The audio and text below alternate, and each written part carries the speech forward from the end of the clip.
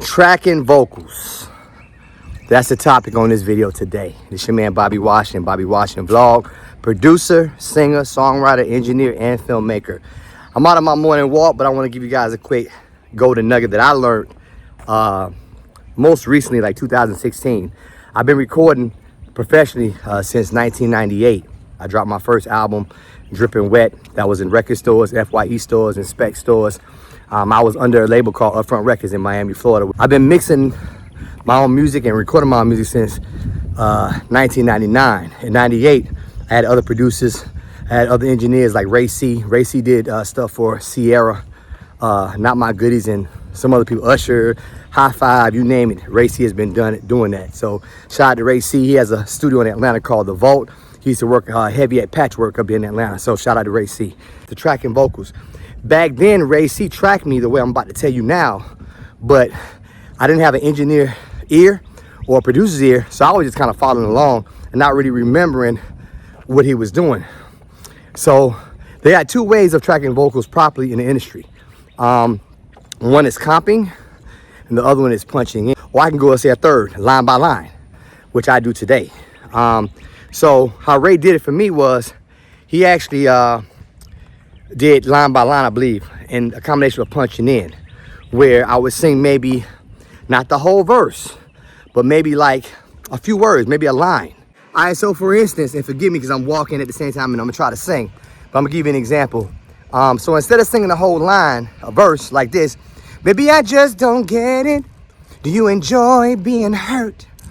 I know you smell of perfume, the makeup on his shirt.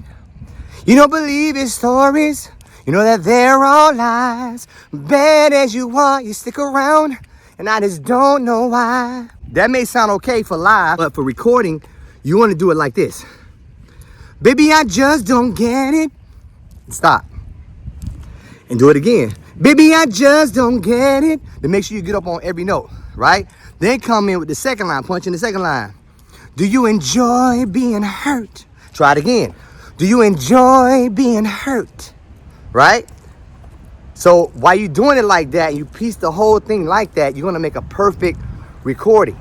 And you not only do that for the verses, but you also do that for the choruses too, line by line. Now I learned this in 2016 when I was recording my album Tonight, and I was recording a song off that album with my good brother Seven. So shout out to my boy Seven, great singer out of Orlando, Florida, good friend of mine. And he was the only one, man, that was willing to tell me that secret. And if you look online today, a lot of people do this. I'm going to be doing it as well on my channel. My channel is really a vlog channel, but I'm putting more music stuff on and more mixing stuff because I found that there's not that many R&B mixers and producers that cater to real smooth R&B like the Ozzy Brothers, R. Kelly type sound, Avant Joe, smooth R&B from like the 70s, 80s, and 90s and 2000s. They more focus on pop, rock, giving you a lot of squashed compression sound, loud pop, stuff in your face, and just hip hop stuff. But not that soft where you caressing, the vocals with a kiss of a compression, not a hard squash of a compression, or maybe too much highs in the EQ and not rolling it, making it smooth to shape the EQ. So I'm gonna be doing that. My channel's gonna fill that void right here at Bobby Washington Vlog. So please subscribe if you're not subscribed. But yeah, that's a golden nugget that I wanted to share with you guys because it's something that nobody ain't teaching because they want to keep that under the wraps. And I'm kind of disappointed, man, because when I started recording my own stuff, like I said, I didn't remember what Ray had did because I didn't have my producer hat on. He did record me that way, but he didn't tell me that's why he was doing it. You know what I'm saying? So no disrespect to Ray, I love him, but maybe he didn't think I was gonna ever wear a producer hat.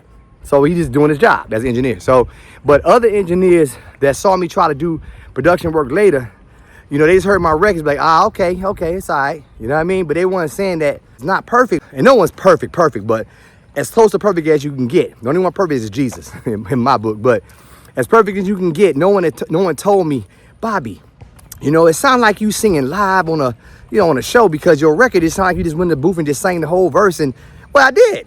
That's what I did, like most people are doing. So it's important for you to know if you're gonna do recording, you want to make it as polished as possible because these records are gonna be here forever, even when you're not. So you want to make them as perfect as possible. And then we have stuff like Melodyne. Now on top of that, they actually help us get it even in more perfect pitch than what our human ears can do. Perfect pitch is not something that everybody possess. Very, very few people on the planet possessed it. I think Pavarotti was one of the very few. The opera singer, you know. Whitney Houston was damn near close, if not perfect. And a couple gospel singers, they are.